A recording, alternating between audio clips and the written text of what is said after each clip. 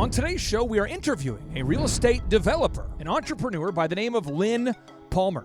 And Lynn Palmer has invested greatly in downtown Broken Arrow because the business climate in Broken Arrow is very good for business. And that's in large part due to the leadership of Mayor Craig Thurmond. That's Broken Arrow's mayor, Craig Thurmond. And I do not take having a great mayor for granted because I could be living in Chicago. Maybe you are living in Chicago where your mayor actually banned you from getting haircuts, but yet continues to get haircuts. And then when asked in a media interview, why are you allowed to have haircuts when your citizens are not allowed to have haircuts? This is what she had to say.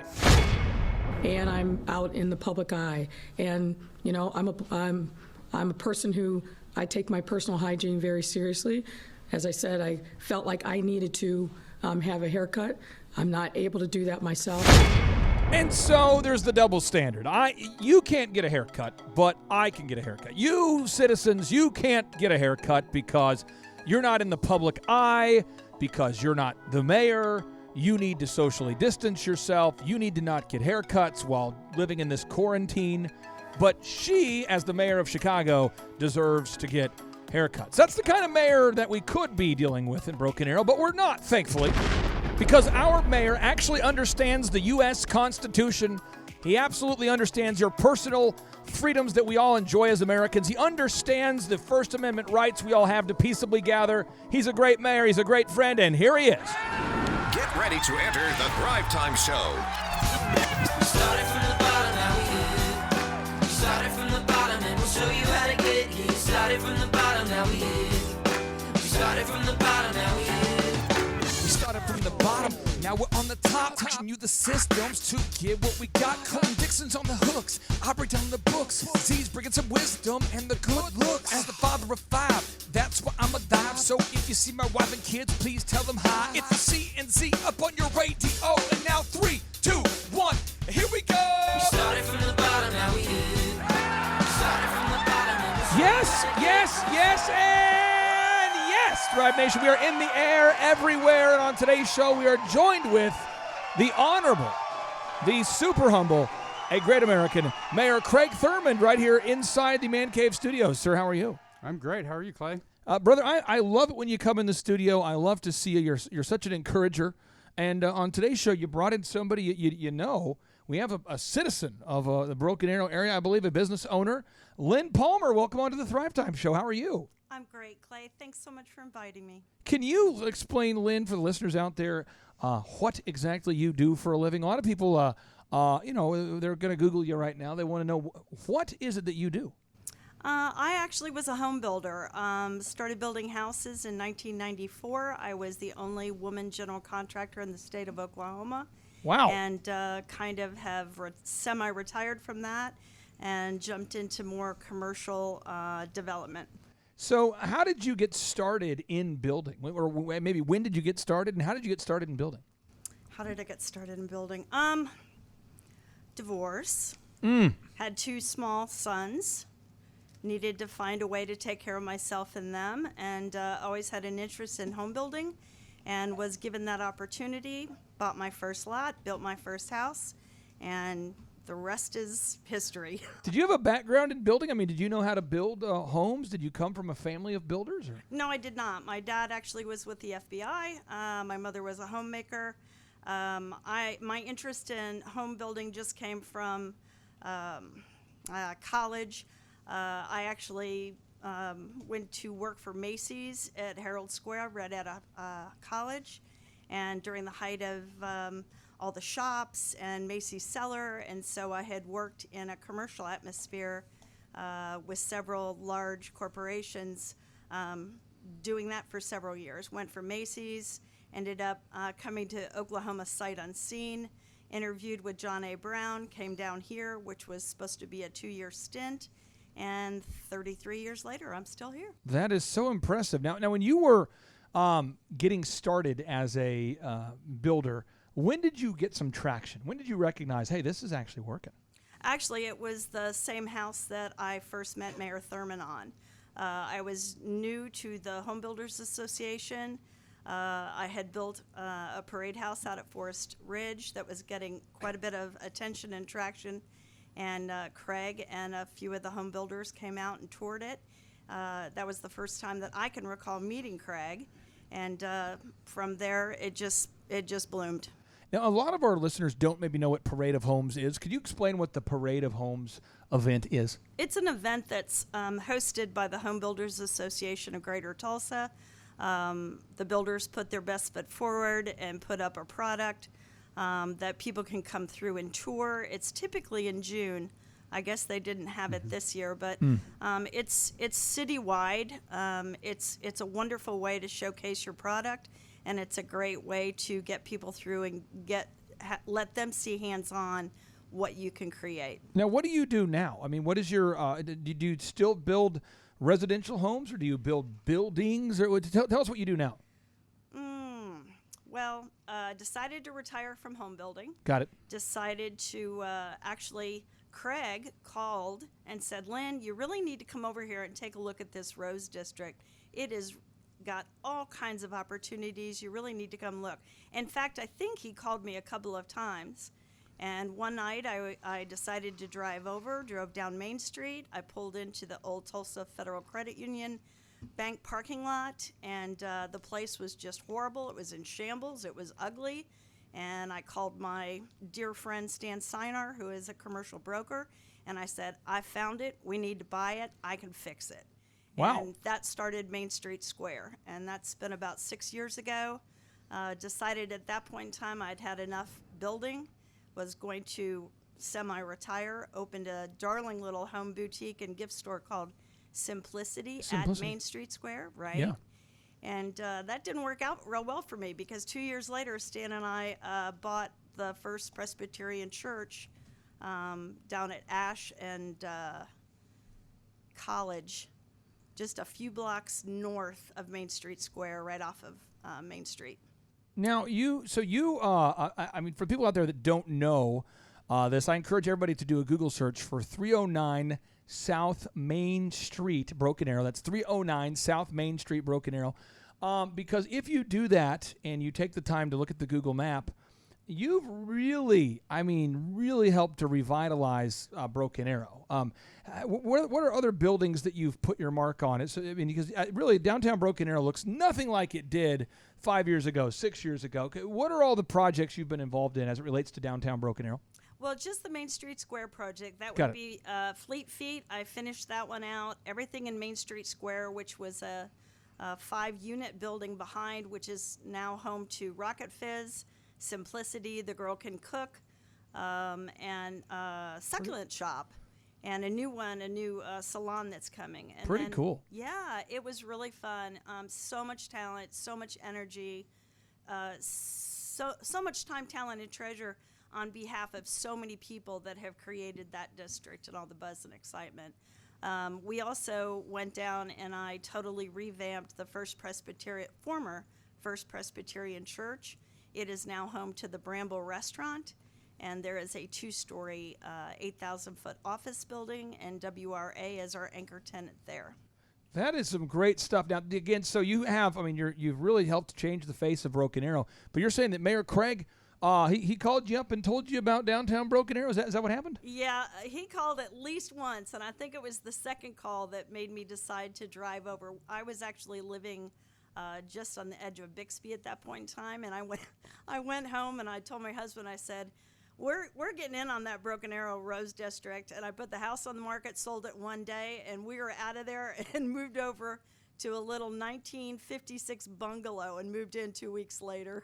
Wow. Now, Mayor Craig, these are the kinds of stories that people don't get to hear. They don't get to hear these stories. Why did you pick up the phone and call Lynn and talk to her about this property? I mean, why not just sit back and just sort of see what happens? I mean, why did you pick up the phone to actually make the call? Well, I knew Lynn and have known her for a long time. I knew the quality of product that she was doing, and I thought, well, it'd be great if she could get involved in Main Street, and she named it Main Street Square, and it's really nicer than I even thought she was going to do. But I mean, it turned out to be a really nice product, and I knew that with her knowledge and her skills, she'd be able to do something very special with it, and she has. Do you feel there, and I want to get your take here. Lynn, do you feel like Mayor Craig had some involvement? Would you say in making downtown Broken Arrow what it is, or maybe what credit or lack of credit would you bestow upon him as it relates to developing downtown Broken Arrow? You know, Craig is such a modest man, and he is a good man. And I knew when he called me the second time, I thought, I really need to pay attention to this. Craig has an incredible way of gathering and bringing people together that have talents, that have integrity, and helping get things done. He sits back, he lets other people do all the fanfare, but he is involved in every step of the way. I think Broken Arrow has just been an incredible gift to have him as leadership through these years. Now, I went up to Chicago actually with a pastor and a group of entrepreneurs to attend church at a Romanian church up there, which was forcibly shut down by their mayor. The mayor of Chicago wants to, defund the police and shut churches and tell you can't sing praise and worship out loud. I mean, there's a lot of crazy stuff that this woman speaks about. So I can only compare what I believe to be two opposites to give some sort of traction for the listeners. There's Mayor Lightfoot versus Mayor Craig Thurmond. I mean, unfortunately, sometimes the crazy mayors out there get the headlines, and the mayors that are doing the good work maybe don't get the headlines. Maybe you don't have a story where you say, tonight on Fox News, a mayor does the right thing and nobody notices.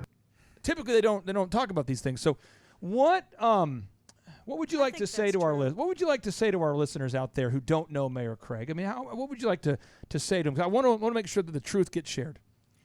Well, I think all of us as a society is really buying into that whole media hype right now, and that's what makes news and that's what makes headlines. And it's not enough to talk the talk. You have to walk the walk. And Mayor Craig Thurmond, he walks the walk. There is no one I trust more. There is no one that I know at the end of the day will always do the right thing.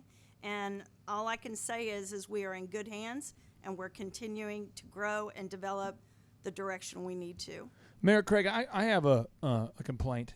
I'd like to register the complaint right here on the show. Where do I need to register the complaint later after the show? Where's the official place to register a complaint? Well, if you have a complaint, you just get a hold of me if you got a problem. No, that's not the American way. You want to talk about people when they're not present. So how do I register the complaint? Is there like an anonymous part of your website you go to register complaints? Well, I don't know about that. I think city? The best thing is, you can go to the city. If somebody's upset with you, seriously, where can they register a they complaint? They can always go to the city, and then I get the information and I respond. But okay, well, I don't want a response. I just want a complaint. I would like to complain. Yeah, you're first, ma'am. Go for it. With all due respect to what Craig's comment was, I think there's a lot of complaining, a lot of poison out there on Facebook. And if you would actually call the city and file a complaint, that's an admirable thing to do. Unfortunately, a lot of people just get on Facebook and start blathering away. And there's 9 times out of 10, there's no truth in it. Well, there's a guy named Naval Ravikant, and people don't know who he is really, maybe as well as they should. But Naval is a prolific investor who is so good at investing. He built a website called Angel List that basically allows you. So I can go up there and put my business idea up there, and only accredited investors get to see it. But you get to choose the category. So the investors get paired up with the people pitching, and this guy has helped to fund Uber, a little company called Foursquare, a little company called Yammer, Open Door, Stack Overflow, Twitter. And one of the things that he talks about is that he believes that some of the social media platforms that he has funded some of the platforms he's funded are inherently socialist. And he's talked about this. He's like, now that we've got Twitter, everybody gets to be on Twitter. Back in the day, you used to have to have done something to get a platform.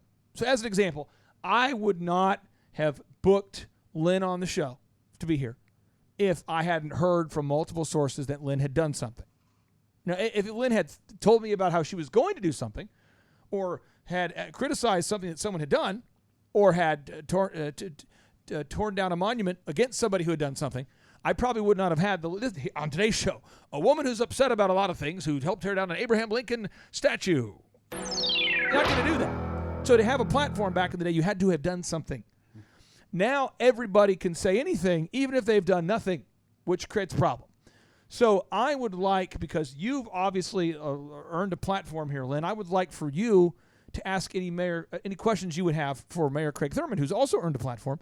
You can ask him anything you want about the future of Broken Arrow, if he's reelected, what's going to happen, or just because a lot of people don't get that opportunity to ask questions to their mayor. So I just wanted to tee it up for you on behalf of the citizens there in Broken Arrow to ask any questions you'd have for mayor about the next couple of years. But before that, I want to get back to my complaint. It's a big complaint.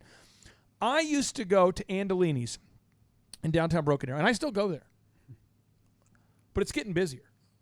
And I'm tired of it, because there was a window of time there where, downtown Broken Arrow was just getting going, and there was very few people that believed in downtown Broken Arrow. You remember this. Mm-hmm. And so it was just kind of starting to catch on.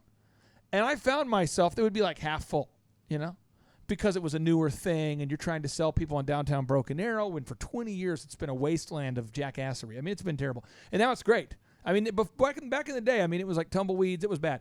So I'm like, I've discovered a secret awesome place. It's busy, but not too busy. Now, Mayor Craig, you ruined the whole thing. It's busy. That's true. That's what we want, though. We want everything. No, it's all true. businesses to be successful down Okay. there, and we want them to grow. I wanted it to be busy. barely profitable so I could enjoy my solitude at a place that's kind of busy. That's what I wanted. And so I'm going to put a complaint on your website from an anonymous guy. Okay, that's my request, for businesses to be barely profitable so I can enjoy the ambiance without a crowd. But anyway, so back to you here. So Lynn, what questions would you have for Mayor Craig about the future of Broken Arrow? I have one concern in the next 2 or 3 years for Broken Arrow, and that's we have a council united going forward in the same direction, that we are not divided by petty squabbles, by personal gain, by, I don't know what the word is, Craig. I think we are at a pivotal point in Broken Arrow, and we have gone from a small town to a major player in Oklahoma, and I would like to see that continue. I want you to unite us.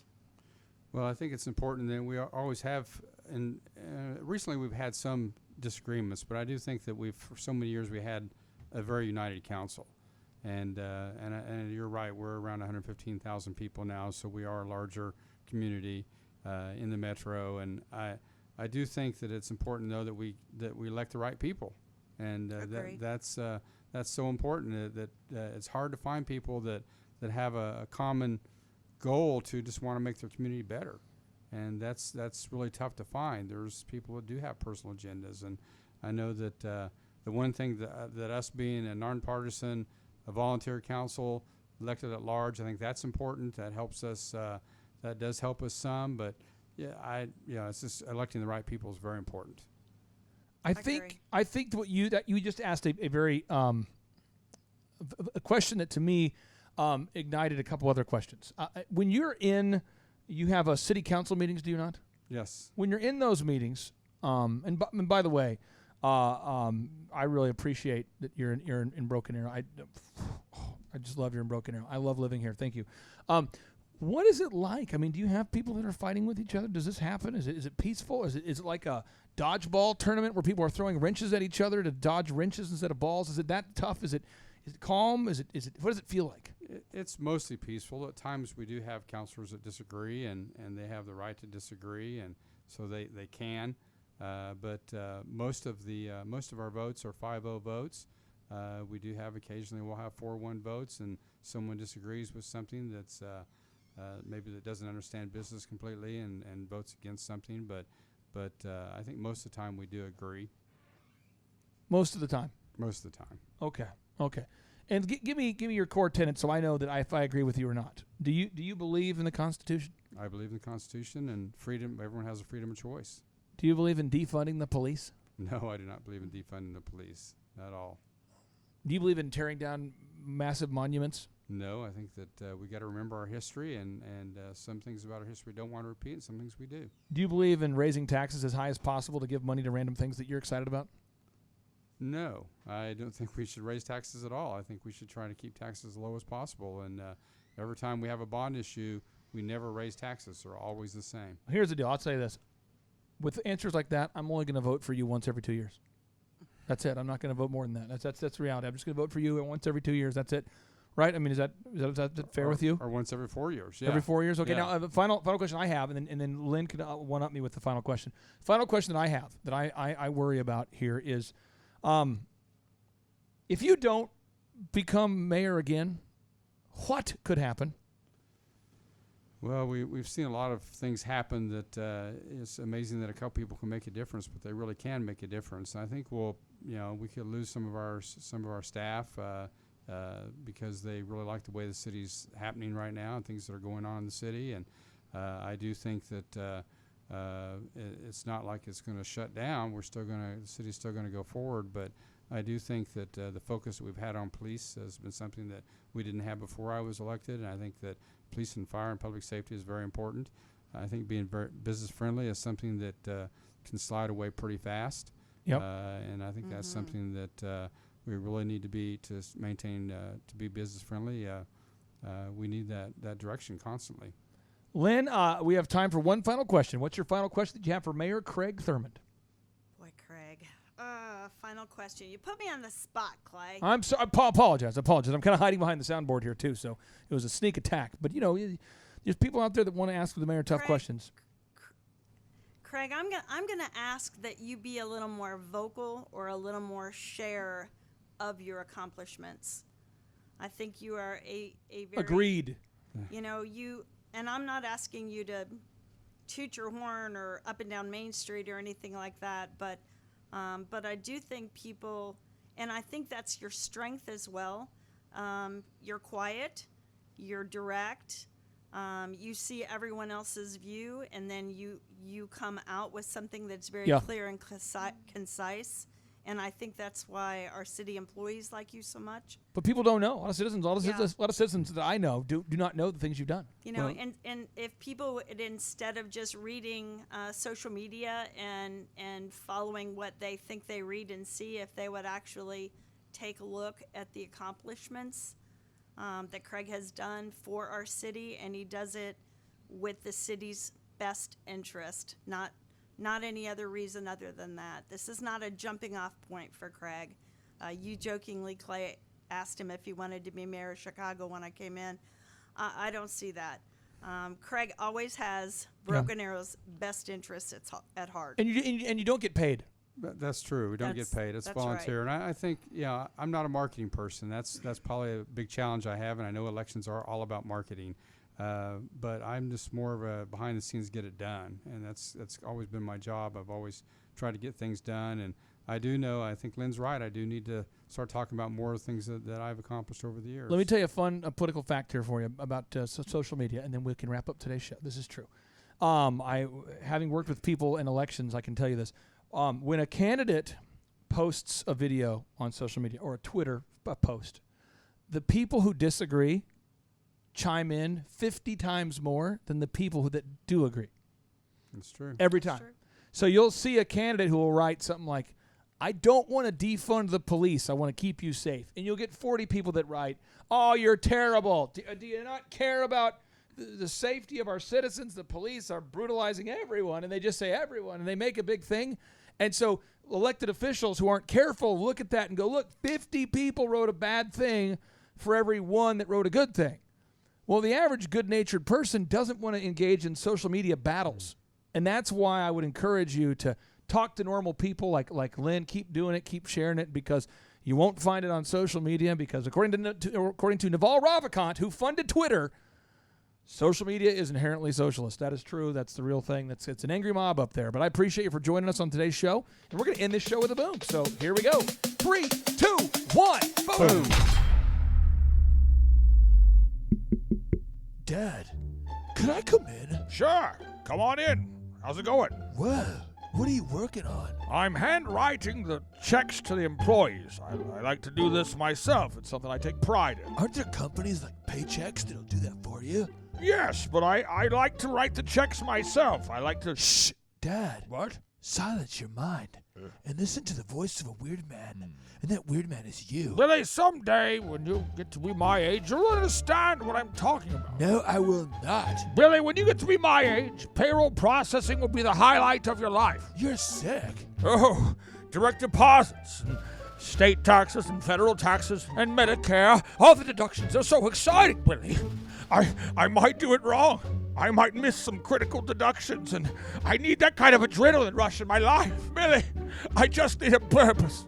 Dad, I know you love doing paycheck payroll processing, but I know a dude who works up at QuickBooks that Clay uses who will just do it all for you. Give me his number now. Give me the digits, Billy. Dad, calm down. I thought you liked doing the paychecks. No. Don't put words in my mouth, Billy. You said it. I just want the number. Just give me the phone number and I'll call the phone number. You're so desperate. I don't really want to call the number, but just give me the phone number. You're begging. Pretty close to now. Dad, bruh, I will get you the number sometime this week. Calm down. Billy, What? you listen here. If you don't give me the phone number right now, you're grounded forever. I'm 27, Dad, bruh. That's true. You can't cut off my allowance Well, and ground me in the same week. I can't. Calm down. Give me the number. Dad. Come on.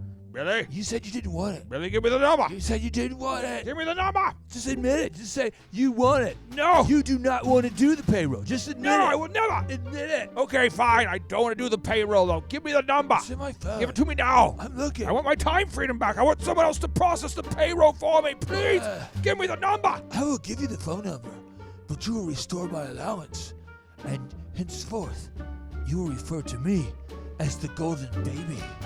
Fine. Golden Baby, what's the number for paychecks? So that Go on. I can pay someone to handle the paycheck processing and I'm finding it now. deposit payments and payroll taxes and quarterly taxes, Okay. annual taxes and W-2s. What's the number? Who should I call? Well, the number you're gonna call is call Jason Rush. Jason Rush. With paychecks, and his phone number is 918 918 809 809 2539. 2539 918 918 809 809 2539. 2539. Yes. Billy, that number's an Oklahoma area code. I'm not located in Oklahoma. What's the number for me? Calm down. He works in every state. Just give him a call or send him a text. His number's 918 918 809 okay 2539. 39. Again, it's 918 809 2539. Billy, I appreciate you for Okay. giving me the number. I want you to know I've been a poor father, and I've spent probably No. 8 hours a week for the last 52 weeks per year. That's just math. 400 hours a week plus, neglecting you to do these paychecks. And now That's true, but don't feel bad about it. I want to tell you I'm sorry. I've wasted my time processing payroll when I could have been hanging out with you. But No problem, Dad. Just, higher paycheck. perhaps you can forgive me, Billy. I forgive you, Dad, but, it's like, maybe you should just call paychecks and delegate, so someone else can spend time processing paychecks while you and I could do parachuting out of a plane. No, Billy. Together, father and son, taking over the world. Billy, we're not ever going to skydive together, but I'll hire paychecks and get my time back. I appreciate the referral. Oh, Billy.